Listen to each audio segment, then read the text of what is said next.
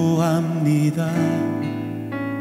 아버지의 얼굴 구합니다.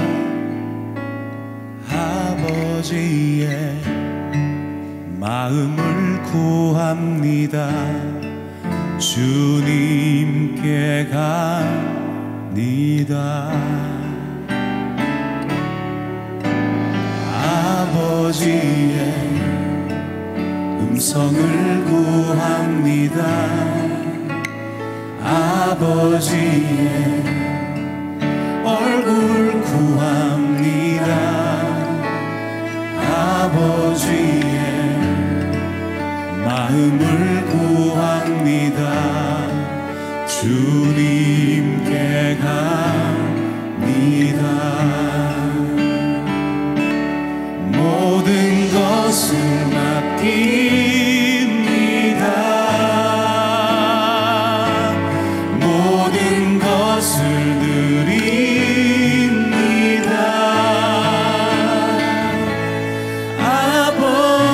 아버지만 구합니다. 주님만 예배합니다.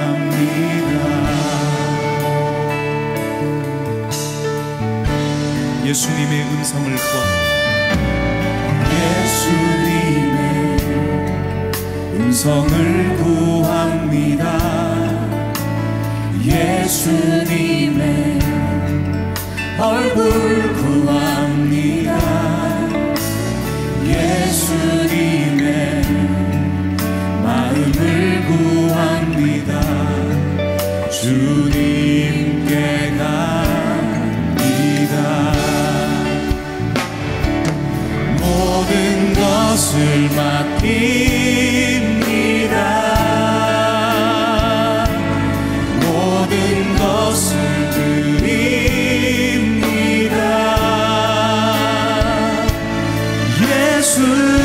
예수님만 구합니다.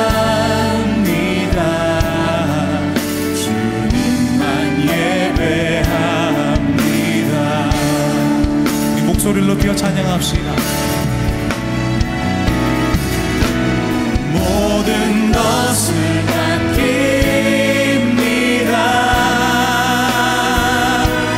모든 것을 드립니다.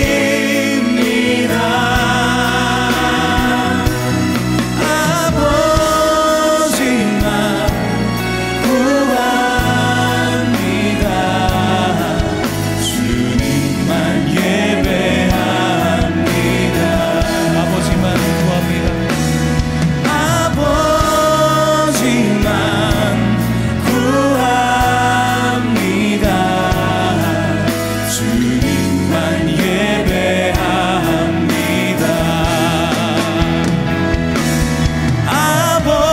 아버지만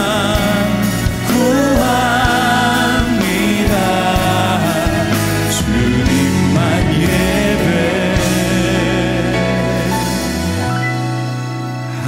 예배합니다.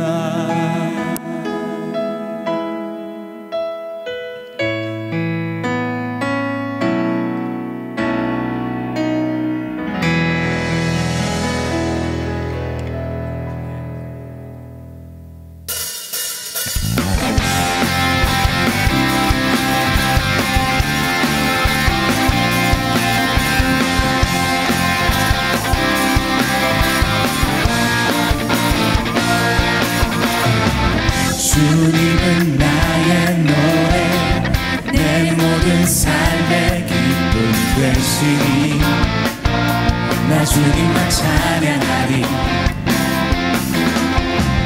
주님은 나의 소망, 내 생명 나의 구원 되시니 나 주님만 의지하리. 매일 주님 앞에 기쁨으로 나의 삶 드리며 주의 말씀 따라 주와 함께 걸으리. 나의 삶 주 안에 있네. 천당 나주 하시네. 주 나의 모든 것 되시네. 나의 상주만 높이네. 날 향한 뜻 이루시네. 나의 모든 삶을 드리네. 주 경배해. 주님은 나의 노래, 내 모든 삶의 기쁨 되시니. 나 주님만 찬양하리. 주님은 나의 소망, 내 생명 나의 구원 되시니. 나 주님만 의지하리. 매일 주님 앞에 기쁨으로 나의 삶 드리며 주의 말씀 따라 주와 함께 걸으리. 나의 삶 주 안에 있네. 천과 나주 하시네. 주 나의 모든 것 되시네. 나의 삶 주만 높이네. 날 향한 뜻 이루시네. 나의 모든 삶을 드리네. 주 경배해. 매일 주님 앞에 기쁨으로 나의 삶 드리며 주의 말씀 따라 주와 함께 걸으리. 매일 주님 앞에 기쁨으로 나의 삶 드리며 주의 말씀 따라 주와 함께 걸으리. 나의 삶 주 안에 있는 선과 나주 하시네. 주 나의 모든 것 되시네. 나의 삶 주만, 나의 삶 주만 높이네. 날 향한 뜻 이루시네. 나의 모든 삶을 다시 한번 찬양합니다. 나의 삶 주 안에, 나의 삶 주 안에 있네. 천과 나주 하시네. 주 나의 모든 것 되시네. 나의 삶 주 안에, 나의 삶 주만 날 향한 뜻 이루시네. 나의 모든 삶을 이 목소리로 찬양합시다. 나의 삶 주 안에, 나의 삶 주 안에 있네. 천과 나주 하시네. 주 나의 모든 것 되시네. 나의 삶 주만 높이네. 날 향한 뜻 이루시네. 나의 모든 삶을 드리네. 주 경배해.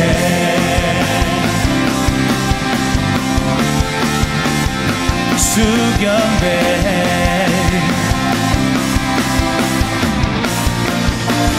주 경배해.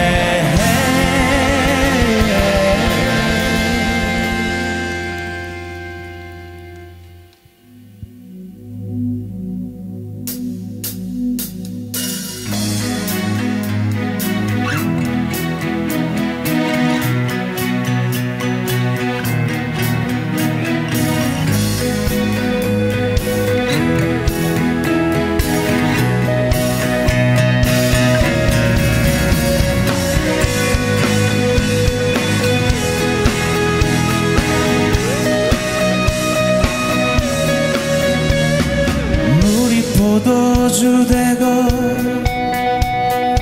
눈먼 자 눈을 뜨네. 주밖에 없네. 주밖에. 어둠을 비추시며 우리를 일으키네. 주밖에 없네. 주밖에.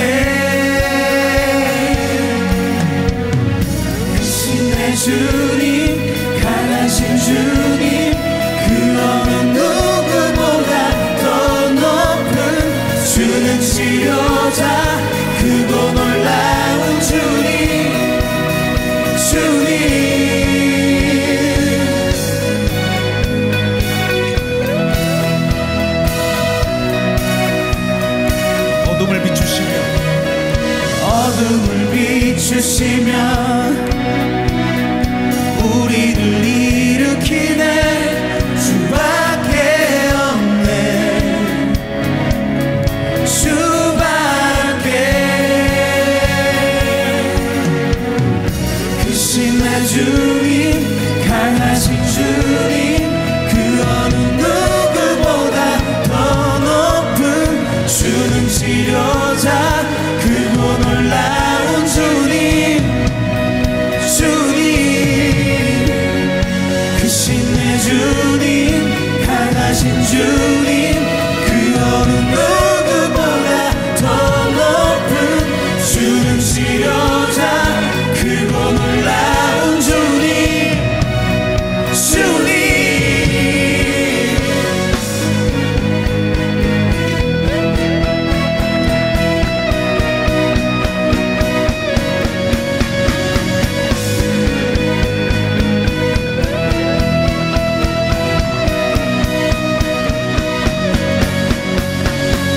그 누가 멈추리요. 주가 함께 하시면 그 누가 대적하리. 주 함께 하시면 그 누가 멈추리요. 주가 함께 하시면 그 누가 대적하리. 주 함께 하시면.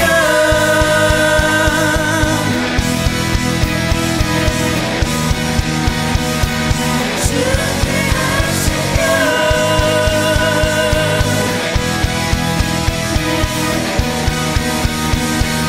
크신 내 주님, 크신 내 주님, 강하신 주님, 그 어느 누구보다 더 높은 주는 치료자, 크고 놀라운 주님. 주님, 크신 내 주님, 강하신 주님, 그 어느 누구보다 더 높은 주는 치료자, 크고 놀라운 주님. 주님, 그 누가 멈추리요. 주가 함께 하시면 그 누가 대적하리. 주 함께 하시면 그 누가 멈추리요. 주가 함께 하시면 그 누가 대적하리. 주 함께 하시면.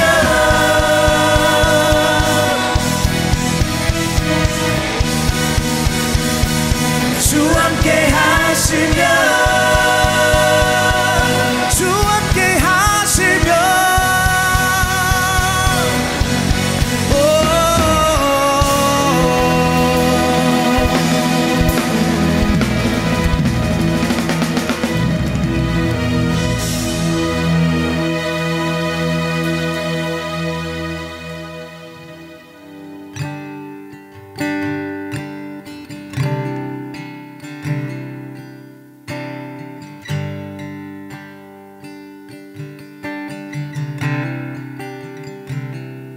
주께서 다스리네 내 삶을. 주께서 다스리네 내 삶을. 주께서 일하시네 지금도. 주께서 일하시네 내 삶에. 주께서 다스리네 내 삶을. 주께서 다스리네 내 삶을. 주께서 일하시네 지금도. 주께서 일하시네 내 삶에. 주님만 의지해요. 주님만 의지해요. 주님만 의지해요. 예, 주님, 주님만 의지해요. 주님만 의지해요. 주님만 의지해요. 예.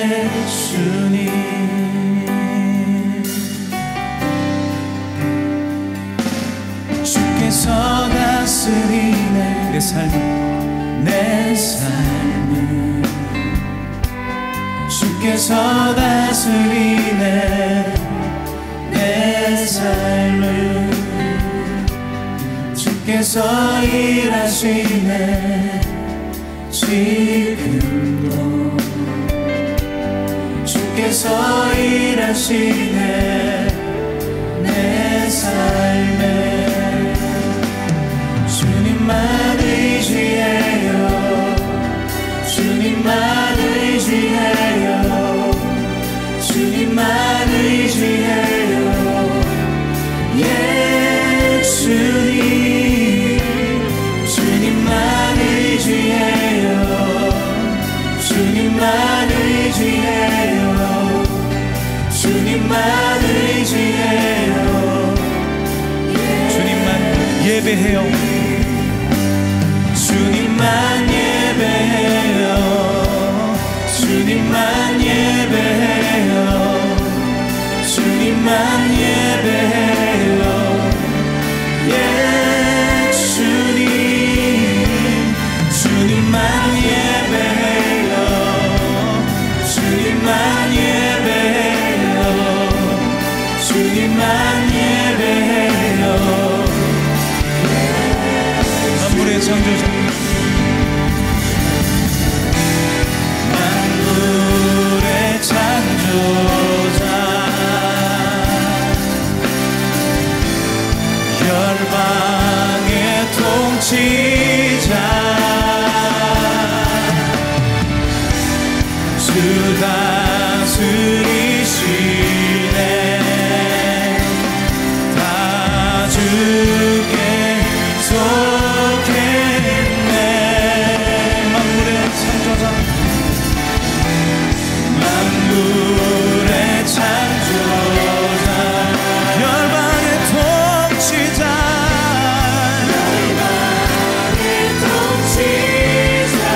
주 다스리시네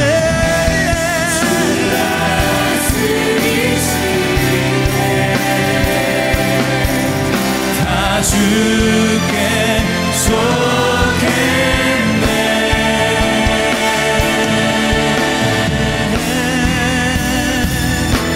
주님만 의지해요 주님만 의지해요 주님만 의지해요 주님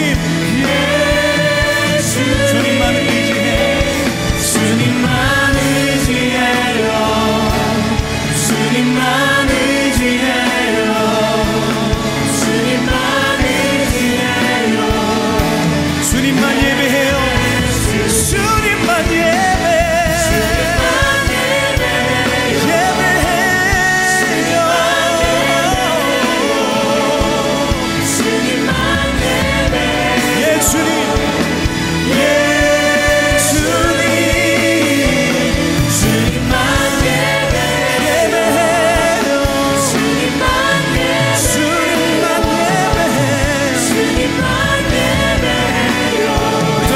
다시 한번 고백하며 찬양합시다.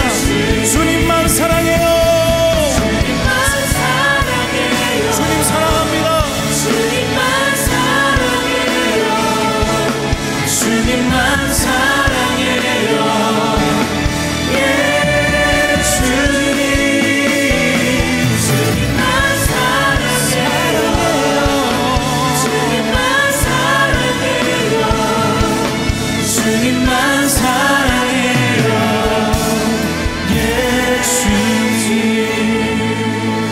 주님만 사랑해요. 주님만 사랑해요. 주님만 사랑해요. 주님 주님만 사랑해요. 주님만 사랑해요. 주님만 사랑해요. 정도분의 목소리로 찬양합시다. 주님만 사랑해요. 주님만 사랑해요. 주님 사랑해요.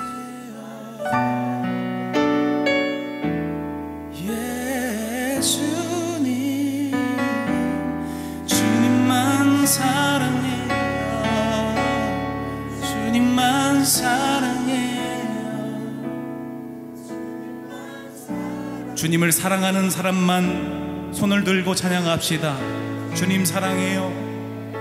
주님만 사랑해요. 주님만 사랑해요. 주님만 사랑해요. 예, 주님을 사랑합니다. 내가 주님을 사랑합니다. 다시 기회를 주시는 주님 앞에 우리가 사랑을 고백합니다.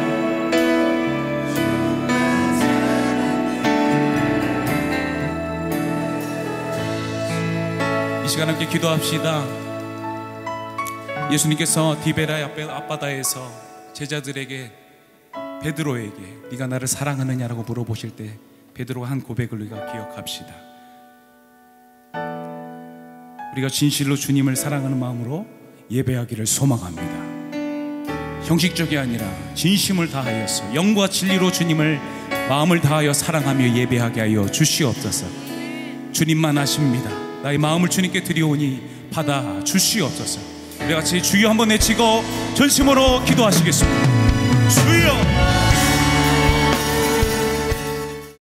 오늘 우리에게 주신 말씀 영상으로 함께 보도록 하겠습니다.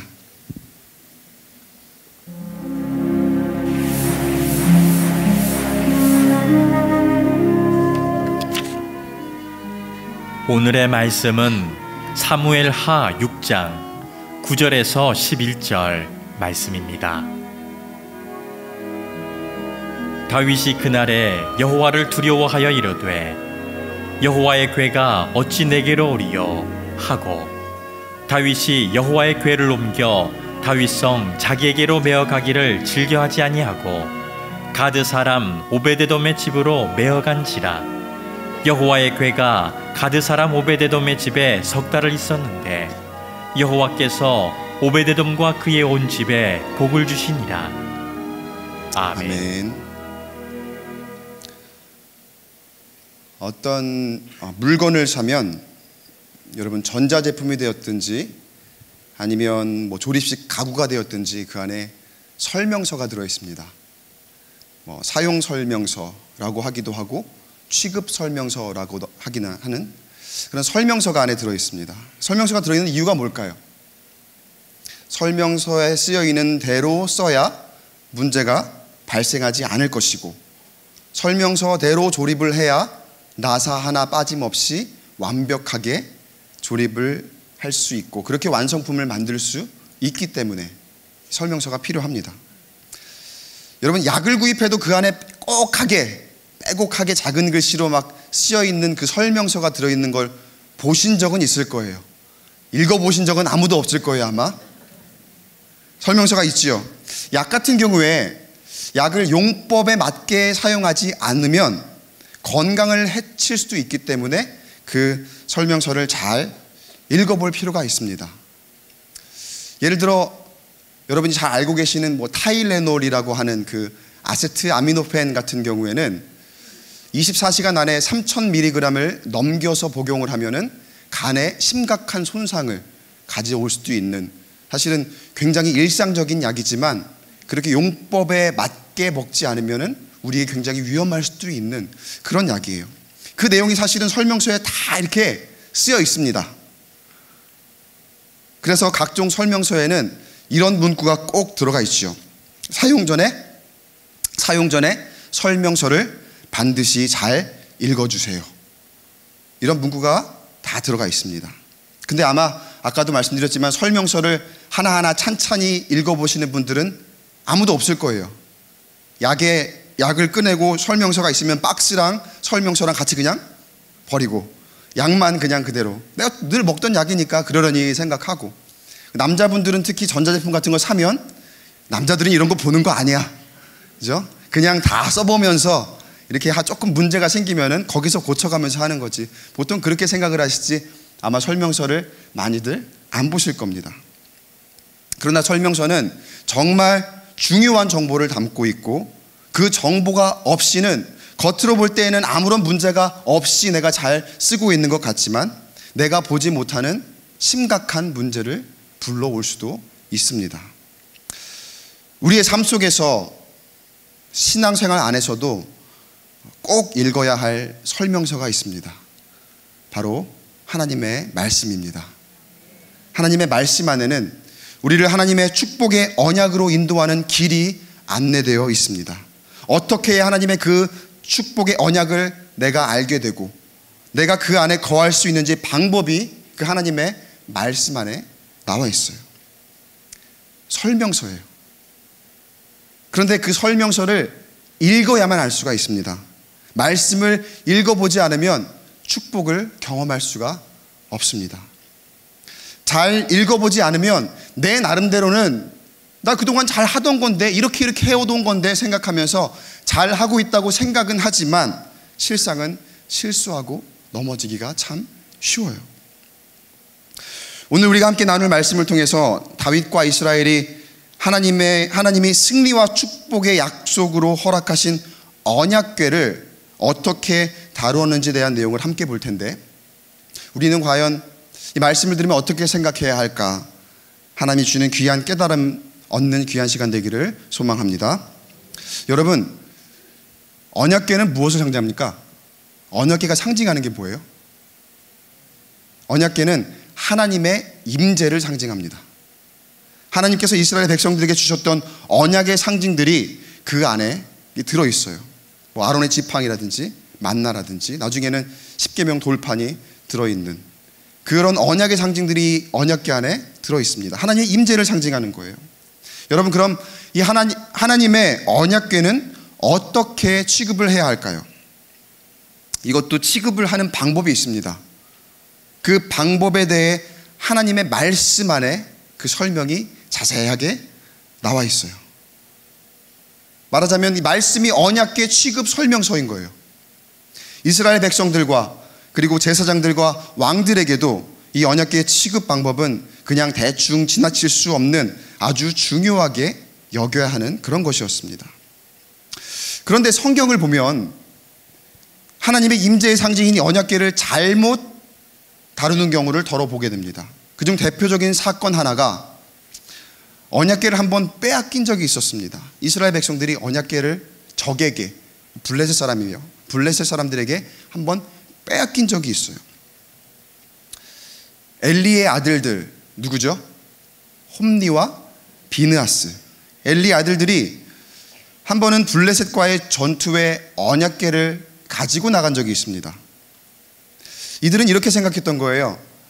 이 하나님이 자신들 필요할 때만 도움을 주시는 그러한 신 정도로 그렇게 축소해서 생각을 하고 있었던 거예요. 이 엘리의 아들들 하면은 성경에서 굉장히 유명하지요. 행실이 나빴다라고 성경에서 표현한 그 엘리의 아들들입니다. 하나님의 제물에 손을 대고 그리고 제사장의 지위를 이용해서 백성들을 착취했던 바로 그 사람들, 행실이 나빴다고 표현한 그 사람들이 하나님의 언약궤를 전쟁터에 가지고 나갑니다. 그리고 그때의 블레셋 전투에서 지게 되고 그날에 하나님의 언약궤를 블레셋에 빼앗기게 되죠.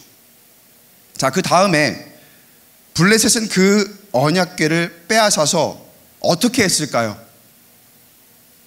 블레셋도 그 언약궤를 굉장히 신비롭게 여깁니다. 그래서 자신들의 신전에다가 이 언약궤를 잘 모셔놔요. 자신들의 신전에다가 언약궤를 이렇게 가져다 놓습니다. 그때 어떤 일이 벌어졌죠? 처음에 아스돗으로 가져가 다곤 신전 가져다 놨죠. 다곤 신전에 가져다 놨죠.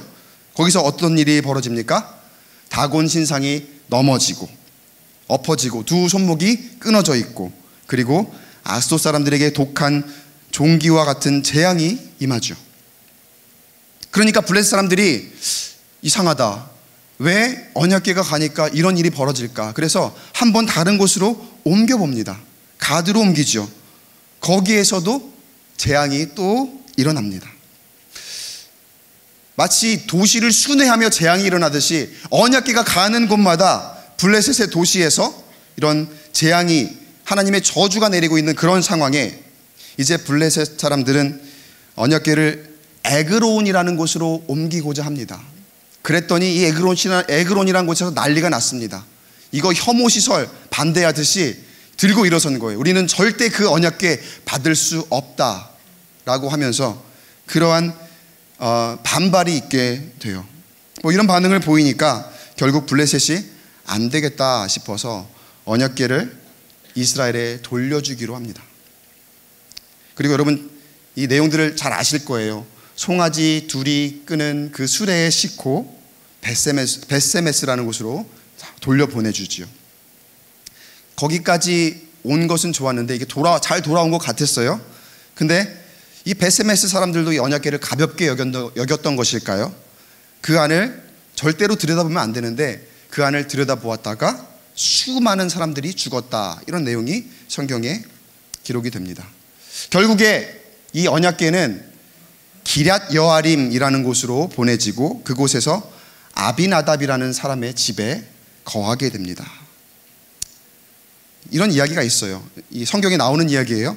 사무엘상 4장에서 6장까지의 언약궤에 관한 그런 이야기입니다.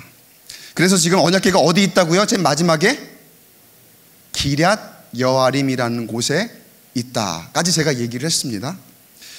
기럇 여아림이라는 곳은 다른 말로는 바알레 유다라고 하는 그러한 지명입니다. 그리고 그곳에 있는 아비나답의 집에 있었다.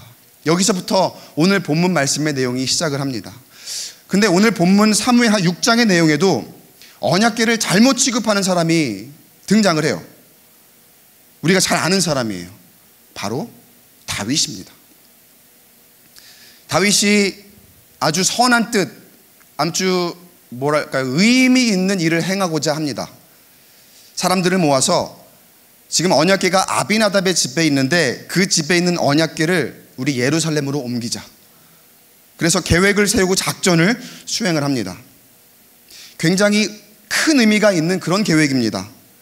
예루살렘을 영적인 수도로 삼고 그리고 이제 그곳에 앞으로 우리가 이제 성전을 지어야 되겠다는 그러한 잠정적인 계획을 가지고 언약궤를 예루살렘으로 가져오고자 하는 그러한 의미 있는 일을 벌이고 있는 거죠. 말씀을 보면 다윗이 언약궤를 옮기는 모습을 묘사해 놓은 구절이 있습니다. 사무엘하 6장 3절인데요. 보면 그들이 하나님의 궤를 새 수레에 싣고 산에 있는 아비나답의 집에서 나오는데 아비나답의 아들 우사와 아요가 그 새 수레를 모니라. 하나님의 궤를 새 수레에 싣고 그 다음에 성경에 나오는 말씀을 보면은 이 뒤에 이제 4절 5절 쭉 보면은 그 행렬이 아주 거창하고 풍성한 음악이 다양한 악기로 이렇게 연주가 되면서 아주 준비를 많이 한 그런 행렬인 걸로 성경이 묘사를 하고 있어요. 다윗이 준비를 많이 했어요. 이 행사를 위해서 언약궤를 옮기는 이 엄청난 행사를 위해서 아주 준비를 많이 했습니다. 근데 그때 돌발 상황이 발생을 합니다. 소에 수레를 이렇게 매달고 이제 앞으로 가야 되는데 그 얌전히 앞으로 가야 하는 소들이 갑자기 날뛰기 시작한 거예요. 그리고 수레에 실려있는 언약궤가 흔들리고 그 언약궤가 넘어질 것 같은 그런 찰나에 우사가 수레를 몰고 있었는데 그 수레를 몰던 우사가 그 광경을 어쩌면 보게 됩니다.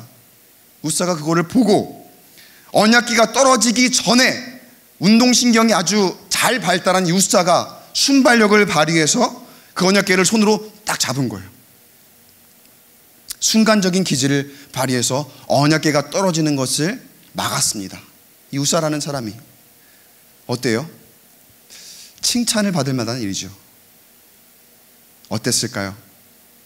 여러분 칭찬을 받았을까요? 사무엘하 6장 6절에서 7절까지의 말씀 우리 한 목소리로 같이 한번 읽어보겠습니다. 어땠는지 시작. 그들이 나곤의 타작마당에 이르러서는 소들이 뛰므로 우사가 손을 들어 하나님의 궤를 붙들었더니 여호와 하나님이 우사가 잘못함으로 말미암아 진노하사 그를 그곳에서 치시니 그가 거기 하나님의 궤 곁에서 죽으니라. 칭찬을 받을 거라고 생각했는데 어떻게 했다고요? 죽어요. 언약궤가 떨어지려고 그랬거든요. 근데 언약궤가 떨어지는 것을 막은 것뿐인데 어떻게 보면 우사에게는 굉장히 억울한 죽음입니다. 억울한 죽음을 당하게 돼요. 그럼 왜 그런 일이 벌어진 것일까? 왜 하나님은 우사가 잘못했다고 여기에서 화가 나신 것일까? 뭐가 잘못된 걸까요?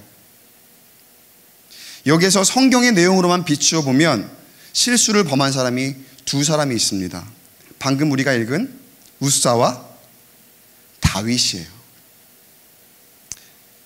이 둘의 실수를 그런데 우리가 보면은 우리 모두가 참 쉽게 범할 수도 있는 그러한 실수입니다. 어떤 일이 일어났는지 한번 볼까요? 첫째, 다윗의 실수를 보세요. 다윗의 실수가 무엇이냐? 자신의 기준으로 언약궤를 바라본 거예요.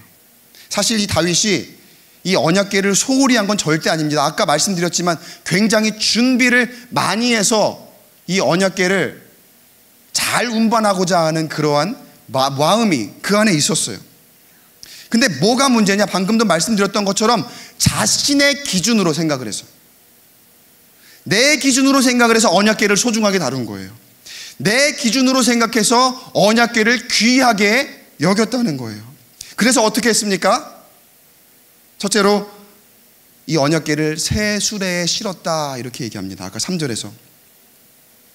그리고 두 번째로 궤를 움직이는 데에 많은 사람들을 모아서 궤를 호위했다. 이게 지금 다윗의 기준으로 바라본 언약궤를 취급하는 방법이에요.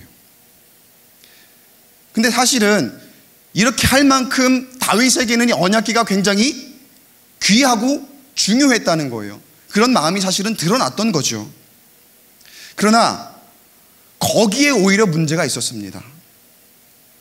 자기 나름대로, 자기 생각대로 언약궤를 소중하고 귀하게 생각했던 그 모습에 오히려 문제가 있었더라는 거죠. 어떤 문제입니까? 여러분, 언약궤는 수레에 싣는 게 아닙니다. 언약궤를 수레에 일전에 한번 실었던 적이 있었죠. 아까 이 언약궤를 블레셋에 한번 빼앗겼다 그랬잖아요. 그리고 다시 이 언약궤를 돌려보내줘야 되겠다 하고 벳세메스로 이렇게 돌려보내던 그 과정, 그 블레셋이 이 언약궤를 돌려주던 그 과정 중에 이 사람들이 쓰던 운반 방법이 바로 이 언약궤를 수레에 실어 놓은 그런 방법이에요. 그런데 언약궤는 말씀에 보면은 수레에 싣는 것이 아닙니다.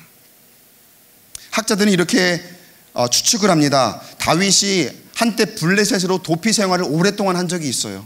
그러다 보니까 그곳에서 이 이방 민족의 영향을 받은 것이 아닌가 그렇게 추측하기도 합니다. 근데 그렇죠. 사람들이 시간이 지나면 참 새로운 것에 적응을 하고 이전의 것을 잊고 살기도 하고, 그러니까 블레셋에 오래 살았으면은 블레셋의 어떤 문화에 젖기도 하고 거기에 적응해 살다 보니까 그렇게 생각이 될 수도 있겠구나 라고 우리가 받아들일 만도 합니다. 새로운 습관을 가지게 되는 거니까. 그러나 잊을 것이 있고 잊지 말아야 할 것이 있어요.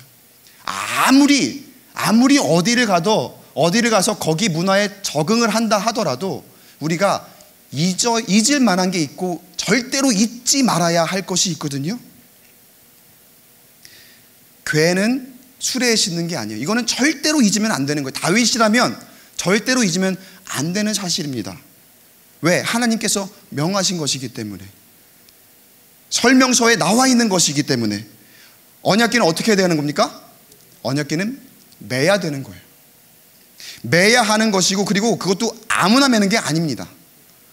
그런데 어떻게 했다고요? 수레에 싣고 갔더라. 이스라엘 왕이라면 더더군다나 이러면 안 되는 겁니다. 익숙해질수록 기본에 충실해야 합니다. 사람과의 관계도 마찬가지예요. 친해질수록 기본적인 것들을 염두에 두어야 합니다. 그래야지 관계가 오래 가요. 익숙해지고 친해질수록 기본을 잘 지켜야 그 관계가 오래 가더라고요. 편해졌다고, 격이 없다고 그렇게 쉽게 대하다 보면은 사람과의 관계에서도 실수가 나오게 되어 있더라고요. 그리고 결과적으로는 그 관계가 좋지 않게 깨지는 것을 참 많이 보게 됩니다. 근데 비단 사람과 사람 사이의 관계뿐만 아니라 하나님과의 우리 사이의 관계도 마찬가지예요. 하나님을 절대 쉽게 보시면 안 됩니다. 사랑의 하나님이라고 해서 내가 기본도 안 지키면서 막대할 그럴 분이 아니라는 거예요. 하나님은 은혜 하나님이지, 하나님은 사랑하시는 분이지, 그러니까 내가 어떻게 해도 날 용서해 주실 거야, 어떻게 해도 나를 사랑하실 거야. 아니요. 그렇게 하나님과의 나의 관계를 오해해서 설정하시면 절대로 안 됩니다. 은혜의 하나님, 용서의 하나님이라는 의미가 내가 막대해도 된다는 그런 뜻이 아니라는 거예요. 다윗이 이스라엘의 왕이었다면 더더군다나 그러면 안 되는 겁니다. 오히려 더 기본에 충실했어야죠. 두 번째 실수는 우사의 실수와도 연결되는 것인데, 첫 번째 아까 다윗의 실수와 그렇게 다르지는 않습니다. 다윗이 궤를 움직이기 위해 엄청나게 많은 사람들을 모았고 언약궤를 호위하면서 운반하는데 심혈을 기울였다, 그렇게 얘기를 했죠. 사무엘하 6장 1절에 그 모습이 나옵니다. 다윗이 이스라엘에서 뽑은 무리 3만 명을 다시 모으고, 자그마치 3만 명을 모았대요.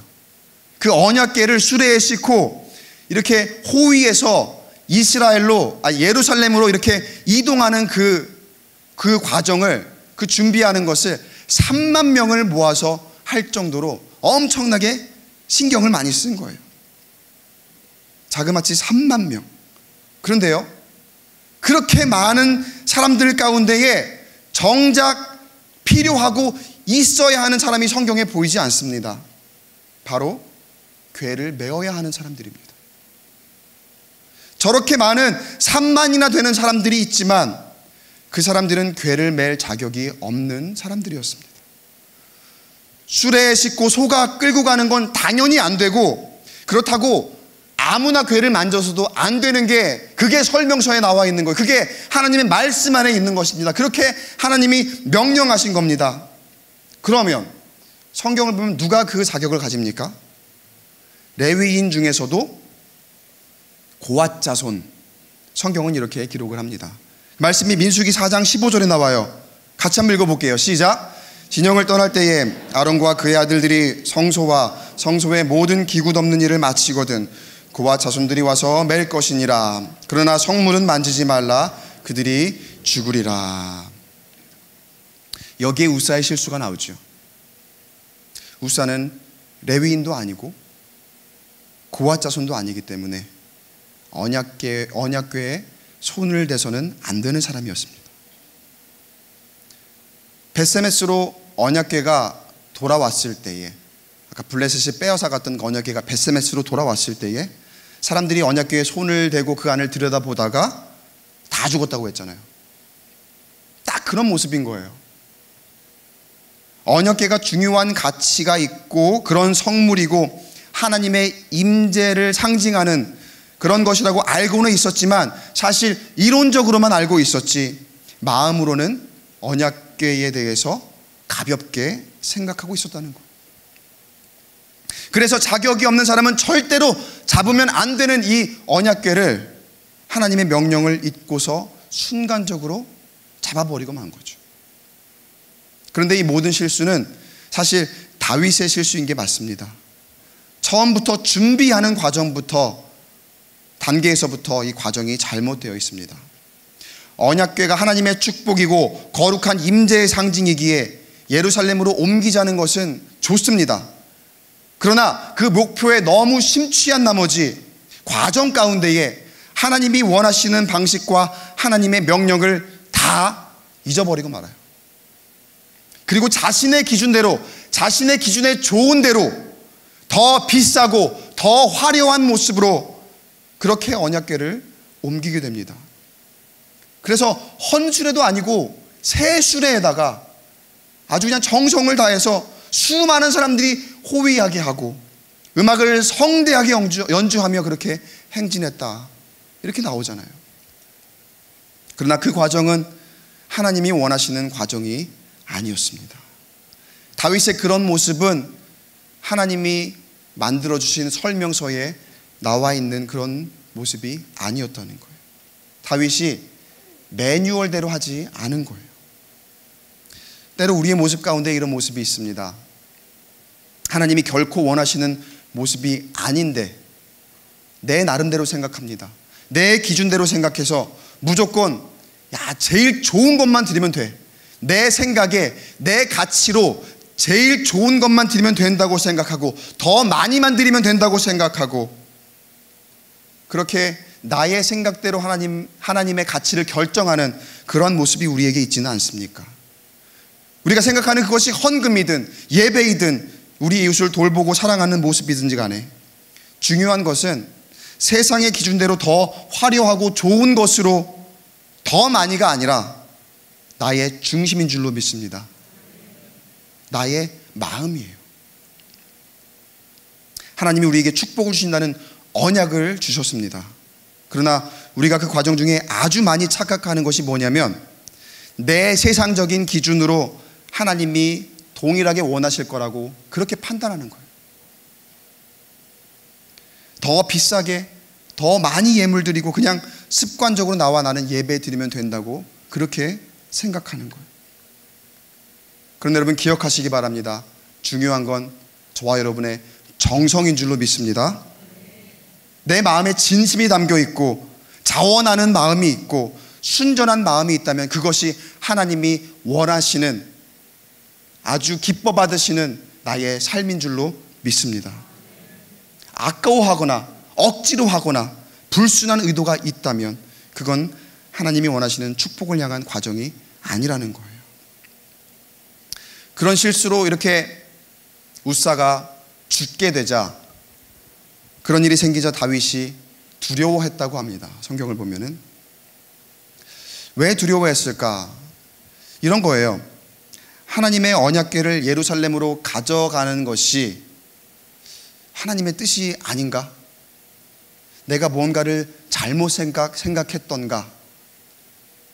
자신의 목적이 잘못된 건 아닌가? 지금 다윗이 그렇게 자책을 하고 있는 거예요. 9절 말씀 볼게요. 9절 말씀 같이 한번 읽어보겠습니다. 시작. 다윗이 그날에 여호와를 두려워하여 이르되 여호와의 궤가 어찌 내게로 오리요 하고 여호와의 궤를 가져오는 게 아니었나 보다. 이런 생각을 하게 됩니다. 이 말씀을 보면 여전히 다윗은 자신의 행동이 잘못되었다고 자책하는 이 모습에서 아직까지 과정을 생각하지 못하고 있어요. 사실은요, 예루살렘으로 궤를 옮기는 그 목적은 정말 선한 의도거든요. 너무 의미 있는 일이거든요. 그런데 다윗이 그 과정을 생각하지 못하고 내가 지금 목적을 잘못 설정했나 보다. 내가 이렇게 하면 그냥 안 되겠다. 이렇게 잘못 판단하고 있는 거예요. 그러나 지금 이렇게 벌어진 일은 사실 다윗이 지키기에 그렇게 어려운 일은 아니었습니다. 하나님의 말씀대로만 했다면, 그걸 잘 기억하고만 있었다면, 그렇게 원칙대로만 했다면 사실은 다윗에겐 너무나 쉬운 일이었던 거예요. 그렇게 막 힘주어서 화려하게 하지 않으려고 했어도 힘 빼고 하나님 말씀대로만 했다면 그냥 너무나도 쉬운 일이었을 텐데, 다윗의 눈이 영적으로 가려져 있어서 세상적인 것에 이렇게 마음을 빼앗기고 있어서 하나님의 말씀대로 이 모든 일을 행하지 못했더라는 거죠. 우리도 사실 그래요. 말씀을 지니고 살아야 하고 말씀에 근거해서 살아야 하는데 그 원칙을 잘 지키지 못하면서 크고 작은 문제를 가지게 될 때가 참 많이 있습니다. 그런데 그 과정에서 무슨 문제가 우리에게 있는지 알아채지 못하는 경우가 참 많이 있어요. 뭐가 잘못된 거지? 분명히 지금 이렇게 하면 안 되는 건 알겠는데 뭐가 잘못된 거지? 우리가 어떻게 하면 좋을까? 어떻게 하나님께 기도하면 좋을까요? 어떻게 우리가 행동하면 좋을까요? 이러한 경우에 다윗이 어떻게 했는지 한번 보겠습니다. 6장 10절 말씀에 함께 읽어보겠습니다. 시작.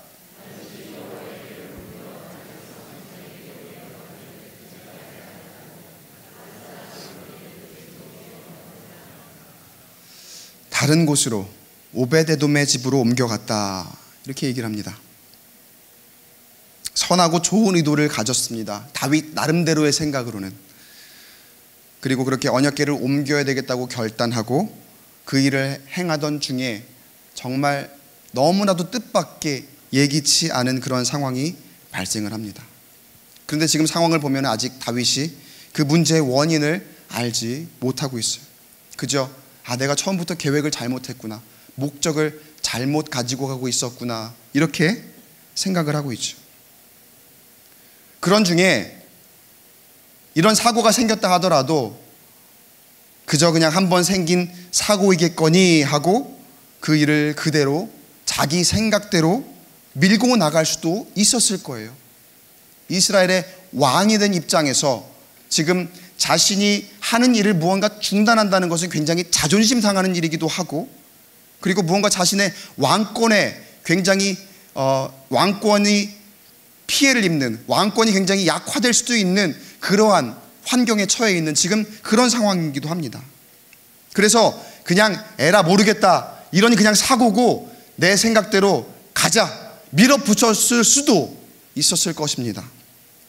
근데 그런 상황에 다윗이 어떻게 합니까? 한 걸음 멈춰섭니다.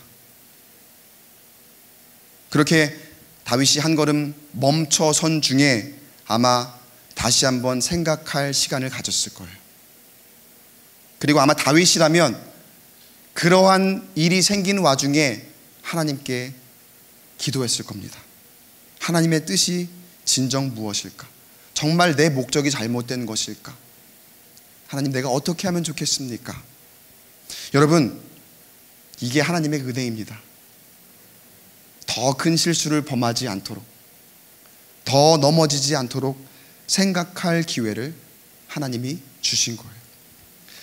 우리가 살아가면서 또 신앙생활하면서 대부분의 경우에 우리는 목표지향적입니다. 저 목표를 바라보고 저 목표를 성취하기 위해서 우리의 모든 역량을 동원하죠. 그런데 그러다 보면은 모르는 사이에 우리가 간과하는 부분이 있습니다. 무엇입니까? 과정이에요. 사실 처음 시작부터 마지막 목표에 다다르기까지 그 중간은 모두 다 과정입니다.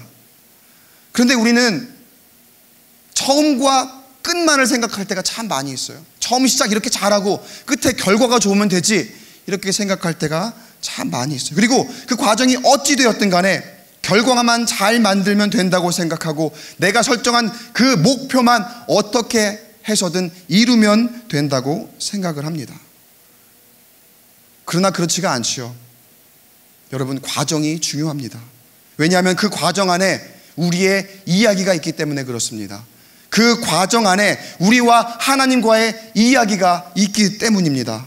그 과정 안에 사람들과의 관계가 있고 하나님과 나와의 관계가 있기 때문에 그 과정이 중요한 줄로 믿습니다. 목표를 이루는 과정에서 혹시 나에게 실수가 있었다면 한 걸음 멈출 줄 아는 저와 여러분 되시길 주님의 이름으로 축복합니다.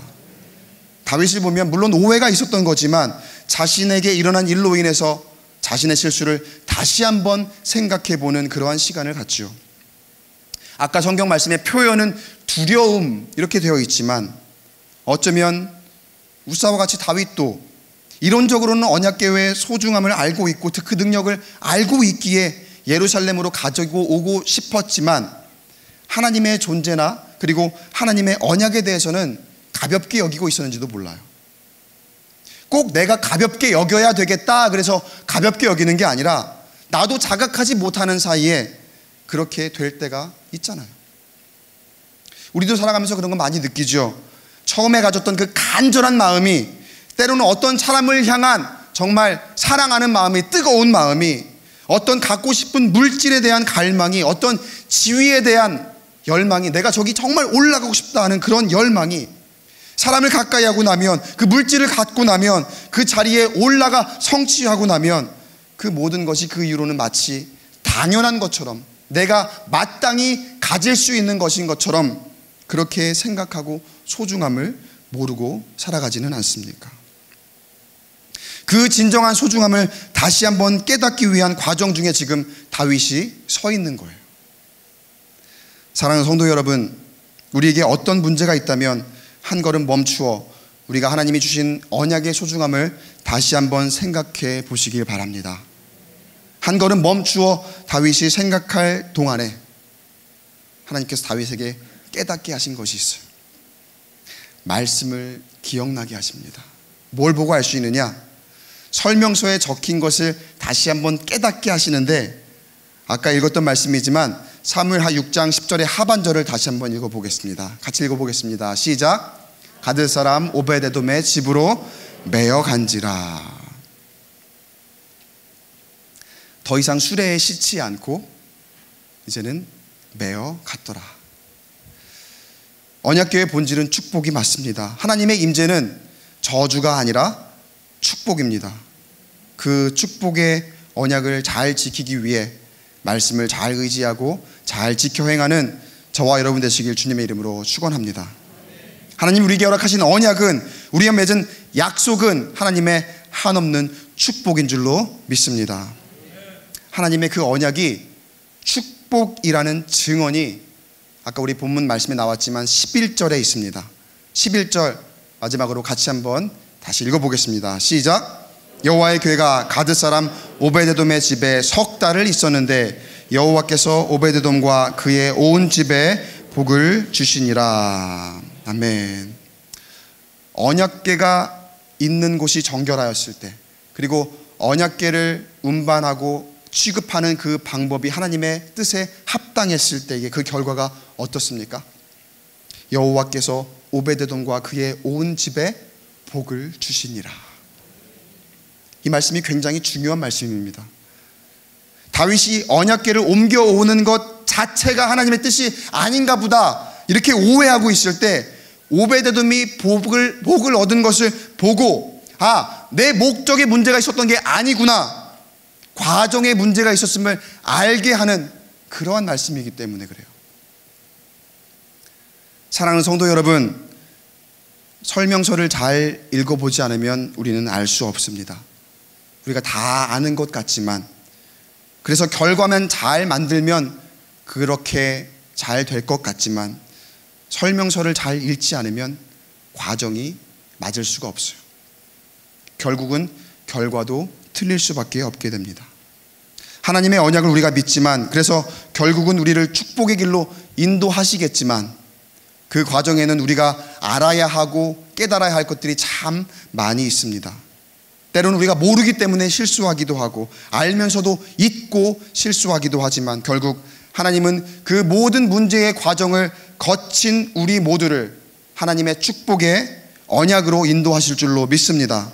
그 모든 답이 하나님의 말씀이라는 이 설명서 안에 들어있는 줄로 믿으시기 바랍니다. 말씀으로 인도하시는 하나님의 사랑과 은혜를 기대하시며 살아가는 저와 여러분 되시기를 주님의 이름으로 축원합니다. 축원합니다.